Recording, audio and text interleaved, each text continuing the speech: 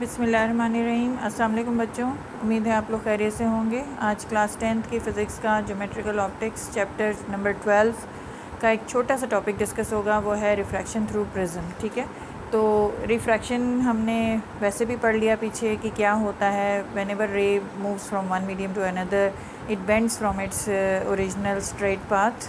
ठीक है, a little due to the change of the medium, due to the change of speed, therefore and due to the change of wavelength. ठीक है, इन सब चीज़ों की वजह से there is a change in the path of the ray of light which is called as refraction. अब हम पढ़ेंगे यही रिफ्रैक्शन थ्रू प्रिज्म क्या होता है, और उससे भी पहले हम देखेंगे कि प्रिज्म क्या होता है। प्रिज्म को भी हमने पिछली वीडियोस में पढ़ा है, डिस्कस किया था। वहाँ मैंने आपको पूरा एक्सप्लेन किया है कि प्रिज्म कैसी होती है। प्रिज्म जो बॉडी है, how is it actually, it is a transparent body with 2 triangular surfaces bounded by 3 rectangular refracting surfaces. जो लाइट रे पास होती है इन रेक्टेंगुलर सरफेसेस के थ्रू पास होती है। तो यहाँ मैंने उसी रिफ्रैक्टिंग प्रिज्म का एक आप कह लें कि वर्टिकल व्यू लिया है, और ये एक्चुअली ये ट्रायंगुलर प्रिज्म यानी कि इसमें से नहीं पास हो रही। ये जो सरफेसेस शो हो रही हैं ये जो रेक्टेंगुलर सरफेसेस हैं ना, जो कि एक्चुअली ट्रांसपेरेंट हैं, जो कि रिफ्रैक्टिंग होती हैं, उनके थ्रू पास हो रही होती है लाइट। तो ये ऊपर वाला व्यू हमने लिया हुआ है जिसमें ट्रायंगुलर सरफेस नज़र आ रही है।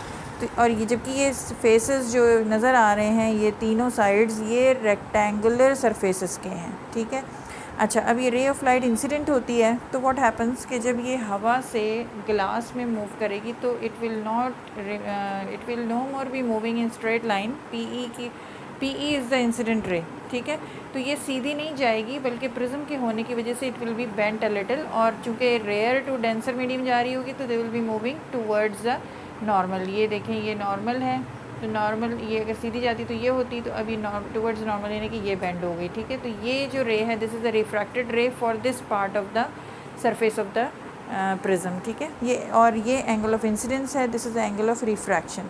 अभी जो रिफ्रैक्टेड रे है ये सीधी चली ग्लास के अंदर, स्ट्रेट मूव करी, when it hits this face of the prism, तो यहाँ से फिर it is going out to another medium. अब डेंसर से रेयर में जाएगी तो it will be moving away from the normal, it will not be continue moving in its straight line. ये जैसे ये आ रही है, ये सीधी आ रही है, तो सीधी नहीं चली जाएगी बल्कि it will B bending a little away from the normal जब ये डेंसर से रेयर में जा रही होगी। तो ये एफएस जो है ये हमें कैसी रे मिलेगी, इसको हम कहेंगे कि it is the emergent ray, because the ray which had been entering here into the prism is now emerging out of it, इससे बाहर निकल के आ रही है। तो एफएस को हम इमर्जेंट रे बोलेंगे, बाहर आने वाली रे। पीई को हम इंसिडेंट रे कहेंगे, यानी कि जो उसको हिट कर रही है, और ईएफ जो है वो रिफ्रैक्टेड रे है। और उसी हिसाब से एंगल आई जो है एंगल ऑफ इंसिडेंस है, एंगल आर जो है एंगल ऑफ रिफ्रैक्शन है, और एंगल ई जो है एंगल ऑफ इमर्जेंस है। और इन्हीं के मुताबिक हम इनको डिफ़ाइन भी कर सकते हैं कि एंगल ऑफ इंसिडेंस जो है वो क्या है, angle between the normal and the incident रे। Angle of refraction is the angle between the normal and the refracted रे। Angle of emergence is the angle between the normal and the emergent रे। तो ये इस तरह से define हो जाएगा। और यहाँ पर हम ये देख रहे हैं कि इस सरफेस पे भी रिफ्रैक्शन हो रहा है, इस सरफेस पे भी रिफ्रैक्शन हो रहा है, 2 दफ़ा रिफ्रैक्शन हो रहा है जब ray of light is passing through the prism.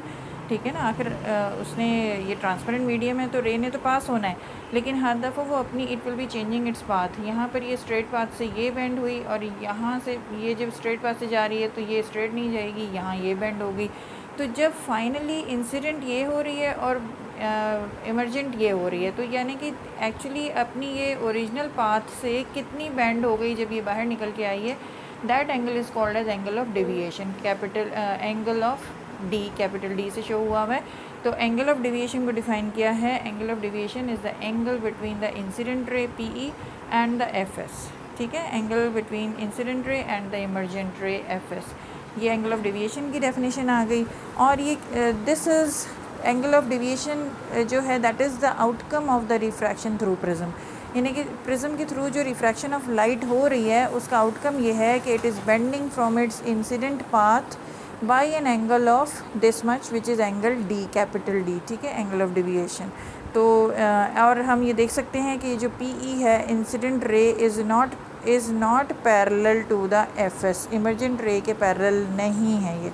ये मैंने पैरेलल का साइन शो किया है और क्रॉस करके दिखाया है कि it is not parallel to F S, but it is deviated, this P is deviated from its path, इस पाथ से डेविएट हुई हुई है, ये जो स्ट्रेट ग्रीन से दिखाई है मैंने, by an angle of angle D, और वो डेविएटेड जो है वो रे फिर इमर्जेंट रे कहला रही है, दैट इज़ एफ एस। ठीक है, तो इस तरह से ये छोटा सा टॉपिक है जो आपने सुना, देखा और होपफुली समझा भी, और आई थिंक कि ये बहुत प्यारा सा टॉपिक है। इसमें बहुत छोटी छोटी सी चीज़ें डेफिनेशंस वगैरह के लिए इम्पोर्टेंट हैं, और आपके एमसीक्यूज़ के लिए ये आपको ये सारी चीज़ें पता होनी चाहिए, angle I, angle R, angle E वगैरह।